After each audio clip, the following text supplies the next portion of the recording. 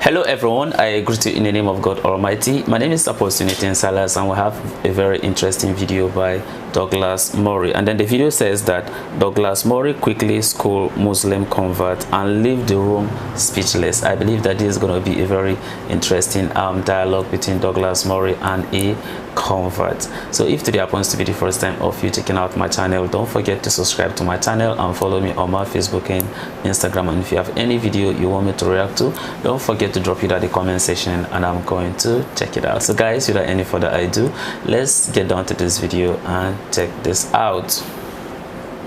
All right, let's you go. are a very prominent spokesperson. You're a voice. You're a very prominent convert to Islam. You have a voice. I don't call myself a convert. Okay, so don't call me one. whatever it is you want to call yourself. You have a voice.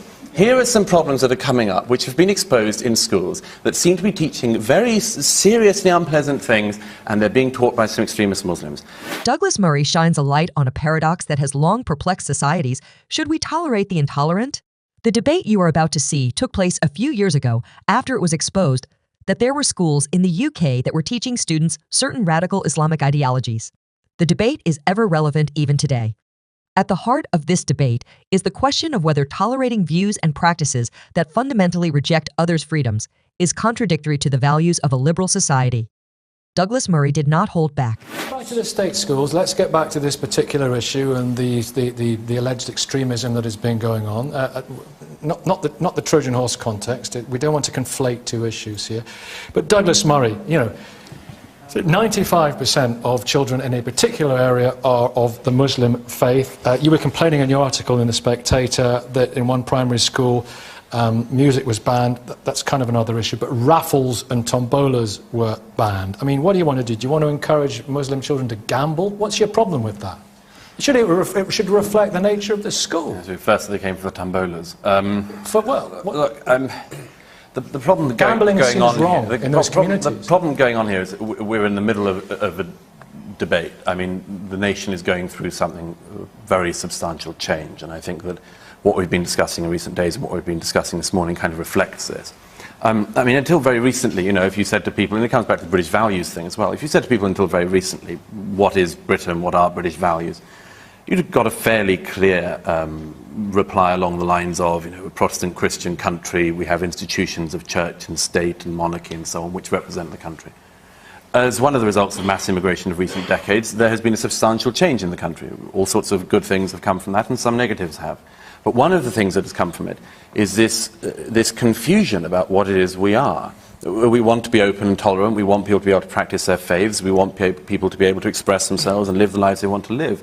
What we're finding it very hard to do at the moment, and I mean the French secular example has already come up, is to work out where our lines are drawn as a nation, because they're not clear at the moment. It's impossible to draw those lines, isn't it? It may prove impossible. It may be that we do something like the French state did and try to draw very clear lines. That's what you've heard in recent days. There's a bit of it already this morning, that, you know, there's a problem with some schools that are actually, you know, state secular schools that happen to have had... How bad are these problems? The problems exposed in Sir Michael Wolfshaw's report are pretty serious, and there's more to come. Really, what's so serious in the report? I think, for instance, I mean, Wiltshire himself says that these children are at risk of cultural isolation. There have been findings of children, for instance, being taught in assembly to chant anti-Christian chants and so on. This is very unpleasant sectarian stuff. Do you know that Douglas Murray's examination of the fine line between tolerance and intolerance in modern Britain is a critical conversation that questions the limits of our liberal democratic values. His viewpoint emphasizes that the concept of tolerance, while fundamentally virtuous, can be twisted into a form of permissiveness that enables intolerant ideologies to take root in society. This, he argues, is especially relevant in the context of modern Britain, which has seen a significant shift in its cultural landscape due to mass immigration. Statistics have shown that the UK has experienced considerable demographic changes over the last few decades. According to the Office for National Statistics, net migration has added to the population growth, with figures showing hundreds of thousands arriving annually in recent years. While this has brought a rich diversity of cultures and ideas, Murray points out that it has also led to a sense of uncertainty about national identity and what it means to be British. Other commentators and thinkers have echoed similar thoughts. David Goodhart, in his work on the subject, discusses the phenomenon of somewheres and anywhere somewheres being people who are rooted in a particular place or community, often valuing tradition and national identity, and anywheres being the more mobile, educated class who see themselves as citizens of the world. Murray taps into this narrative, suggesting that the rapid pace of change has left many somewheres feeling disconnected from their own sense of national identity. Murray's argument is not against diversity or the presence of different cultures within Britain. Instead, it is a call to recognize that unmanaged, large-scale immigration can challenge the cohesion of society if not accompanied by a robust framework for integration that respects the host culture while welcoming new influences. Douglas Murray, you can't force people to believe things. You can't shoehorn people into a particular Douglas Murray-shaped, David Cameron-shaped Britishness. Can you? No, I mean, this is part of. By the way, just very quickly, I mean, on this matter of this, I mean, I do think that one of the things. But address that issue about. Okay, can I just mention first? One of the interesting things that's come up in recent days and weeks, I think, over this whole Trojan horse business, is I think that some Muslims in this country, in particular, a lot of Muslim spokespeople, a lot of Muslim groups have been furious about these revelations and are now denying them. They're still denying them. And this is something like happened in the Catholic Church over the paedophilia scandal. People just don't want to admit it. They don't want dirty laundry to be aired in public. They generally think that, and that's why there's still this denial even now. There's an official report by Sir Michael Wilshaw. It's found some very disturbing things. Some people still think that don't exist. Is this the same Sir Michael Wilshaw who just did a U-turn on what Gov did or didn't tell him? But Miriam, the thing, either you think this has all been, do you think this has all been made up? I think do you think it's all been made up? What I actually know is that there are serious governance issues, there have been internal administrative issues, whether there are issues of extremism, which is what you're peddling, and what in fact the publication you work for is peddling by publishing one of the worst covers in this country that I have ever seen, suggesting that young children are vehicles for extremism and terrorism. You should be ashamed to be associated. Can I just give, this is a very good example of the problem. Miriam, you are a very prominent spokesperson. You're a voice. You're a very prominent convert to Islam. You have a voice. I'm not. I don't call myself a convert. Okay, so don't call me one. Whatever it is you want to call yourself. You have a voice. Here are some problems that are coming up, which have been exposed in schools that seem to be teaching very seriously unpleasant things, and they're being taught by some extremist Muslims. Why, in this debate, you first of all deny that that is going on, and secondly, think the problem is a spectator cover cartoon. I've never denied that there are issues. I do not understand. On this, the problem is not the spectator cover. Douglas Murray has long been a vocal critic of the reluctance within Western societies to have frank and open discussions about the origins of extremist ideologies within Islam. He asserts that Islamic extremism is not native to Europe, but an imported problem that requires an honest assessment. This notion is a response to the concern that many European politicians and public intellectuals, including those within Muslim communities, often approach this sensitive issue with an excess of caution, sometimes bordering on denial. Murray's position is that such reticence is not without consequence. By avoiding direct engagement with the uncomfortable aspects of radicalization and the elements within Islamic ideology that extremists can draw upon, there is a failure to address the problem adequately. This avoidance, he suggests, is often rooted in fear of being labeled as Islamophobic, fear of provoking community tensions, and fear of admitting that multicultural policies may not always be effective. Backing up this viewpoint, there are statistics and reports highlighting a concerning trend of radicalization across Europe. The 2016 Global Terrorism Index, published by the Institute for Economics and Peace, indicated that there was a marked increase in terrorism-related deaths in OECD countries, with a significant portion linked to jihadists inspired by a radical interpretation of Islam. The report also emphasized the role of homegrown extremists, many of whom are second- or third-generation immigrants, pointing to the complexities of cultural integration and identity. Murray's stance is that silence and avoidance do not protect communities, but rather leave a vacuum that extremists can fill. By not challenging the narratives that underpin radicalization, there is a tacit allowance for them to proliferate. He urges European societies to uphold their liberal values by defending the right to critique and question, even if such discussions may be uncomfortable. That's a very interesting video, listening to Douglas Murray and then also the woman, of course, having their dialogue concerning this immigration and then the liberty of an individual. The truth about it is that they will keep on having problems with cultural identity as far as they keep on, you understand, allowing people to come to Europe, all these problems, you understand, will always be there.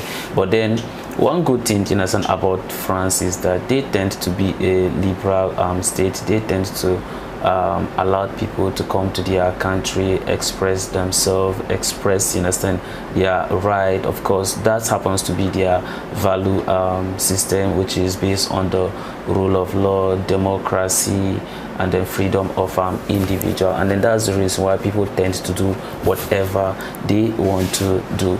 But like, just like how it was pointed out by Douglas Murray, that children, you understand, in the school that are well dominated, you understand, by the Muslim, they decide to cancel music, which therefore, if you look at it, you understand, Islamically, you realize that based on some of the scholars, they says that canceling music or music is not that it is written in the Quran that is bad, but then they feels like some of the wordings that is being used that is not good, and then therefore, since they do not edify the spirit or encouraging people into serving of God, so that's why they feels like it should be condemned. So all these things, understand, are debatable when it comes to the music. But then for children to be, understand, in France, and then therefore they are being teaching them, understand, to hate Christians, then I think that in that aspect, understand, it was wrong. And then this is also applicable to some of the maybe Christian school, or should I say some of the missionary school.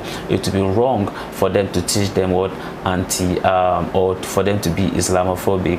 I think that those ones, are wrong, or need that for them to be anti-Semitic. So I think that if they do such a thing, in France, then I think that it is wrong for them to do that. I feel like everybody should have a level playing ground whereby you can practice your religion, I can practice my own religion without necessarily have to interfere, with somebody religion. I think that the freedom of speech or freedom of the expression should have a limit when it comes to people's religious views, since you understand that despite the fact that there is a religious freedom, and then therefore it does not mean that I should be going to be teaching people things that are not good or they are not right about Islam. Same thing is also applicable to Christianity or to the Jews. But therefore, practice your own Islam in the designated places that maybe the country have already make it possible for the Muslim to practice their religion. Same thing is applicable to the Christians and then also to the Jews, and not necessarily about people trying to impose, their own, value system or their cultural system, into others. So I feel Muslim, practice your own thing. Same thing is applicable to the Christians and then also to the Jews and then also to the pagans, people that don't even believe in God, or should I say to the atheists. All right, same is applicable to the atheists too. They have their own belief system. Since they decide to believe in science, they do not believe in the existence of God. So people should have their own right to express themselves, and not in the other way around, that people tend to impose or convert people or force people into their own religion. I know that both of them both have their own valid point, but then I feel like there should be respect to each other religion. I think that that can be able to bring peace and harmony in between people, because at the end of the day, whether you are a Jew or you are a Christian or you are a Muslim, all these religions, never preach anyone, on violence. It never says that anyone should go and kill anybody. It's all about, love, living in peace, with people around you. This is what, the religion, has been preaching. But then where people, decide to become radical and then become very extremist in their dealings, or when it comes to their religion, that resulted to all this intolerance that we see here in every society nowadays. But then let's try to respect other people's religion, irrespective of whatever we believe. I know that a lot of you have thought an opinion concerning this, and I want you to drop it at the comment section, and may God bless you as you do so. So this is the end of my video. If you like my reaction, if you like, share and subscribe. If you have any video you want me to react to, don't forget to drop it at the comment section, and I'm going to check it out. So guys, you remain blessed, and I see you in my next video. Bye bye.